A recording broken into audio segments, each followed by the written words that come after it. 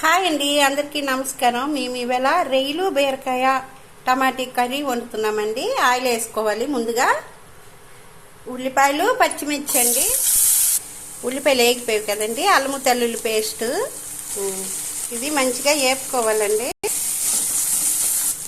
ఇగోటండి ఉల్లిపాయలు వేగిపోయావు కదా, రొయ్యలు వేసుకోవాలి. ఇవి ఇలా కొంచెం కలిపేసుకోవాలండి. కొంచెం గరం మసాలా, పసుపు, తగినంత కారం, ఉప్పు అండి. ఈ మొత్తం వేసి మళ్ళీ ఒకసారి కలిపేసుకోవాలి.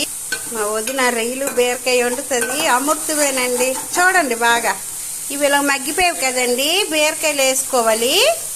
ఈ రొయ్యలు వేస్తాం కదండి, వాటర్ ఏటి అవసరం లేదు, మూత పెట్టేయాలి. చూడండి వాటర్ ఏమి వేయలేదు కానీ చక్కగా నీరు దిగిపోయిందండి. సిమ్లో పెట్టి మూత పెట్టుకో. ఇగోటండి అయిపోయింది కూర. ఈ పొయ్యి కట్టేయడమని చాలా బాగుంటుందండి. మీకు నచ్చితే మీరు చేసుకోండి.